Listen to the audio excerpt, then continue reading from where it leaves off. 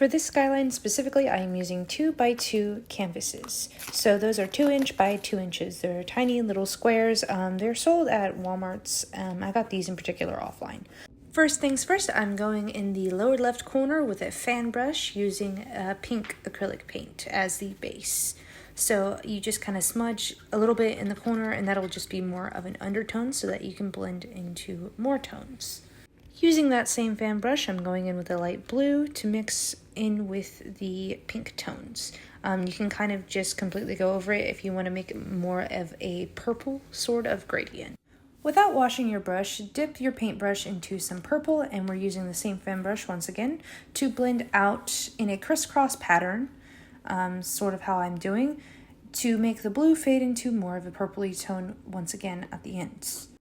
Please wash your brush this time and then use that same fan brush after washing it in the top right corner with some bright yellow to add some shine to the top of the canvas.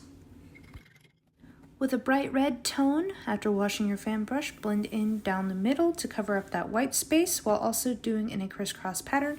You can also lightly dabble your paintbrush onto it to make it more of a gradient, and it does not have to be even or perfect.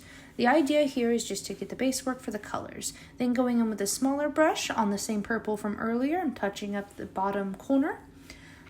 With a medium to small brush that's tapered at the end, we're going to use some dark blue to kind of smudge and dabble little pieces of texture into the canvas. This helps make a more seamless transition between tones, even if they're not necessarily close or exact. We are trying to blend them in such a way that it looks more natural. So you can sort of choose your own placements and patterns for these. These don't necessarily have to be concrete.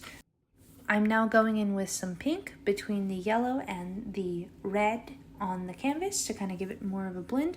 You can also drag this pink over to the blue and the red to give it more of a smudgy sort of effect so that it blends a little more muddily, I guess. We're kind of muddying it up just a tad. It is going to look like a streaky mess, but eventually it will come together. I am now touching up the transition between the darks and the lights over here with some nice light blue from earlier. And we are going to let this sit for a minute and dry completely before adding an additional layer. Okay, so now you're going to take some dark blue and some red. And so this is a little bit different. So we're going to be mixing our own purple, because you see how right here we have this blue and then we have this harsh red that also has some dark blue lines in it. I'm gonna get a dark purple to go in between those. You wanna use more blue than red, and you wanna dabble the red ever so slightly, adding just a little at a time. So purple is traditionally a pretty hard color to mix, which is why I am being pretty careful about this. I'm just going to take some and scoop a large bit of blue over here on this side. Now this is dry paint, so I'm just going to drop it here for now. We have mostly blue with a little bit of red in there.